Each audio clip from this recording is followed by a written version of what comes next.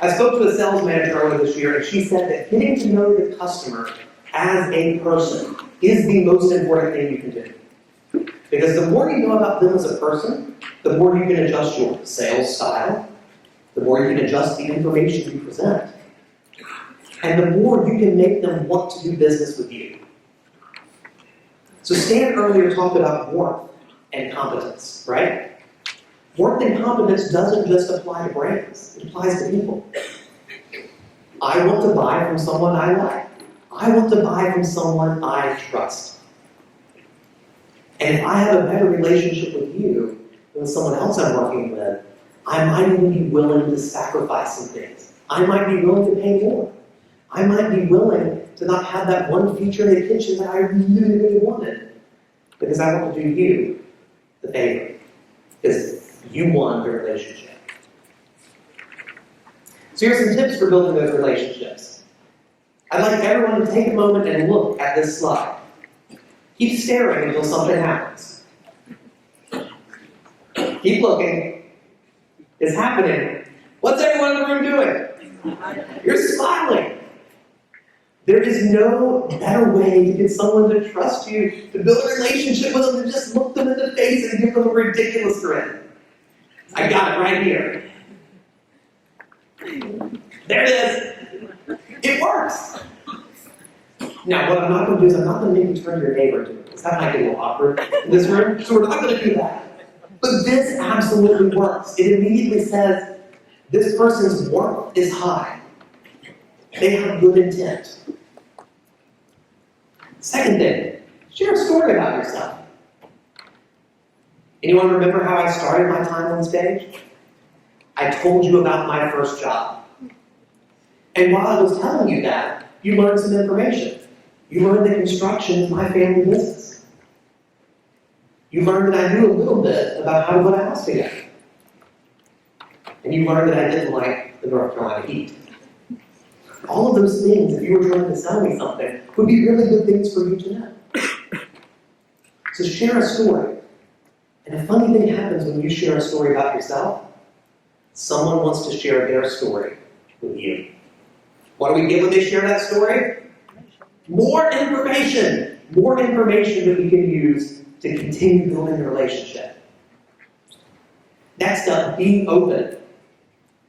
You can't close a deal if your arms are full.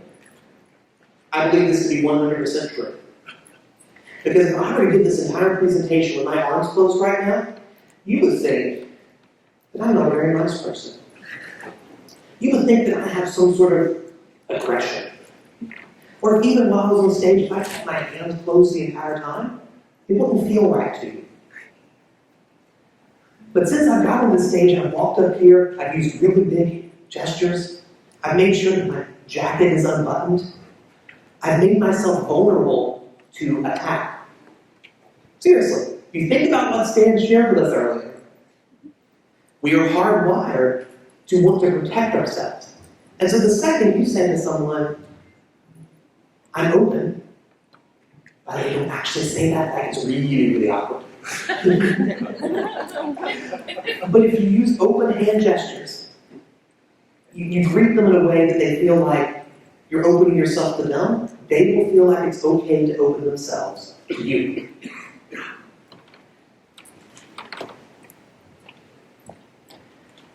Focus on them. If I were to give this entire presentation looking over here, what would you think I'd think about you?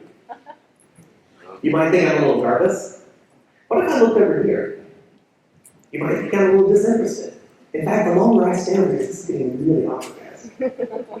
But my point is, if you're not focused on your prospect, you're going to lose them. Plain and simple. This is the most difficult thing. I was in the middle of a meeting the other day, thankfully it wasn't a sales meeting, it was with a good friend of mine. And he said, Evan, what is it that's so important that you can't focus on what we're talking about here today? What do you mean? I am focused. You just told me X, Y, and Z? And my feedback on that is this. He said, but you make me feel unimportant. Every time your watch buzzes or every time your phone buzzes, you're off to handle something. I don't mind if you need to excuse yourself. And I thought about that for a minute. It's very easy to do that. We're in front of a very important person for us to meet. Because we feel like, what if this other thing is more important? What if I need to get to this right now? That says to our prospect, you're not the most important person to me.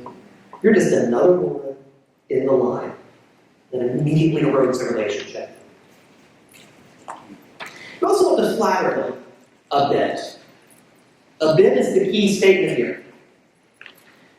I might say something like, you know, you're really smart to look at the school ratings in this community. That's a compliment. What I'm not going to say, oh man, you're one of the smartest guys I know. Tell me, how did you get so smart? Right? Because that's starting to feel like, does he actually believe that? Or is he just telling me that? Is that just a line? So there's a line between giving someone a line and genuinely making them feel important.